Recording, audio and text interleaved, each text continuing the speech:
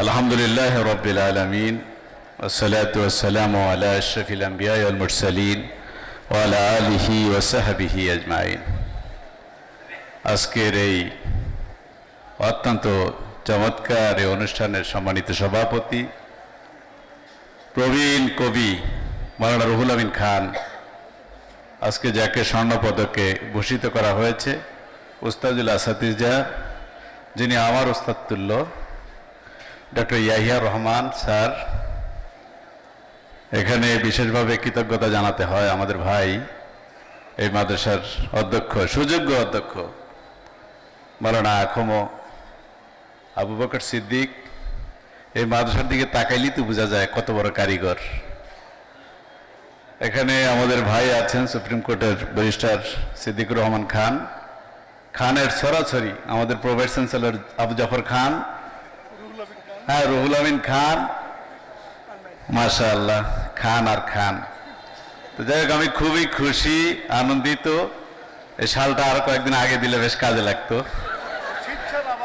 আবার শীত আসবে ইনশাআল্লাহ। অনেক ধন্যবাদ আপনাদেরকে। তো আসলে এত বড় একটা মাদ্রাসা, এত বড় প্রতিষ্ঠান, এত ছাত্র মনোযোগ দিয়ে অনুষ্ঠান শুনতেছে, শিক্ষক মণ্ডলী তো আছে, ছাত্রদের মতো বিনয়ীভাবে বসে আছে। তো এরকম একটা জায়গায় আমাকে প্রধান অতিথি করা হয়েছে। আমি মনে করি যে আমাকে আপনারা ধন্য করেছেন, সম্মানিত করেছেন। আমি অনেক বেশি সম্মান বোধ করছি। তো আসলে আমি আগেও বলেছি, গত মাসের 14 তারিখে আপনাদের এখানে এসেছিলাম, মসজিদে কথা হয়েছে। দারুন নাজাত সিদ্দিকিয়া কামিল মাদ্রাসা দেশের অন্যতম শীর্ষ দ্বীনী প্রতিষ্ঠান। চরিত্রে, শিক্ষায়, যোগ্যতায় আপনারা যে কোনো কিছুতে পিছিয়ে নেই, আজকের অনুষ্ঠান তার মধ্যে অন্যতম প্রমাণ। একক মাদ্রাসা হিসাবে এত বড় বইমেলা আয়োজন করেছে কোনো মাদ্রাসা আমার জানা নেই।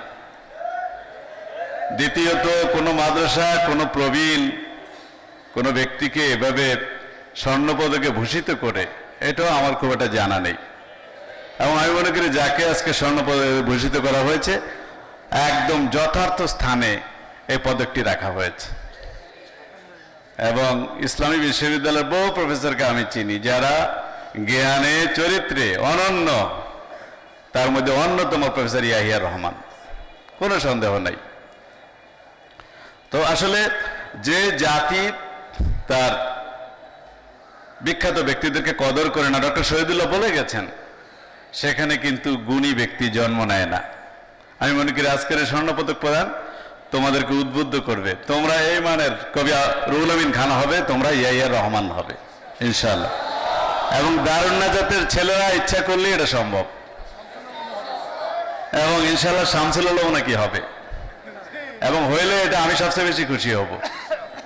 কোনো বাবা মা, কোনো শিক্ষক কিন্তু কখনোই পরাজয় মনে করে না তার সন্তান বা তার ছাত্র যদি তার চেয়ে বড় হয়ে যায়, বরং এটা তার জন্য সবচেয়ে বড় প্রাপ্তি।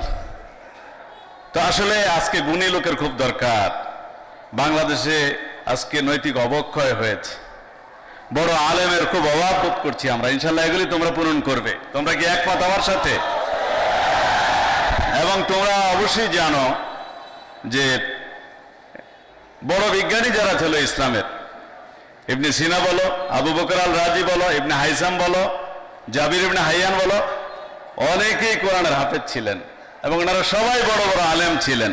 ইমাম গাজালি বড় আলেম ছিলেন, আল বিরুনি বড় আলেম ছিলেন। তো ভালো রেজাল্ট করলে অন্য কিছু করা যায় না, ব্যাপারটা তা না। যারা পারে তারা অলরাউন্ডার হয়।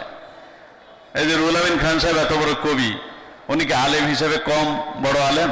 আলেমও বড়। বা চারিত্রিকভাবে কি কেউ কোনোদিন বলতে পারবে যে কারো টাকা চুরি করেছে, দুর্নীতি করেছে?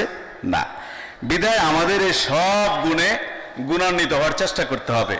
শুধু পুঁথিগত বিদ্যা নয়, এর পাশাপাশি কবিতা, নাটক, গল্প বলা, এই ধরনের মেলার আয়োজন করা, পাশাপাশি বাবা মায়ের খবর রাখা। প্রতিদিন আব্বা আম্মার সাথে ফোনে কথা বলবা, আল্লাহকে ভুলে যাবা না, পিতা মাতাকে ভুলে যাবা না, বইকে ভুলে যাবা না। আমরা আজকে ভাইস চ্যান্সেলর হয়েছে, আমি মনে করি কিছু কিতাব আমাদেরকে এই পর্যায়ে নিয়ে আসছে। আমাদের শিক্ষকদের সাথে আমরা আদব কায়দা বজায় রেখেছি। আমরা কোনোদিন ভাবিও নাই যে এখানে আল্লাহ তাআলা নিয়ে আসবেন।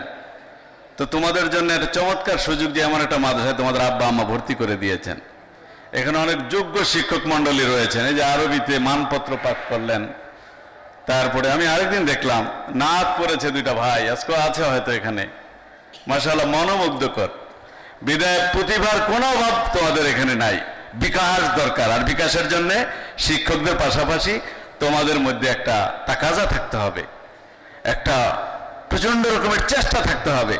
এই চেষ্টা দেখবা তোমাকে বহুদূর নিয়ে যাবে, তুমি যেটা এখন কল্পনাও করতে পারবে। আমি কোনোদিন ভেবেছি, আমরা লুঙ্গিপুরে মাদ্রাসায় গিয়েছি ছোটবেলায়, ভাঙ্গাচুরা মাদ্রাসায় পড়েছি, মাদ্রাসার দরজা বেড়া ভাঙা ছিল, স্কুল ওটার মধ্যে গরু ছাগল ঢুকে গেছে।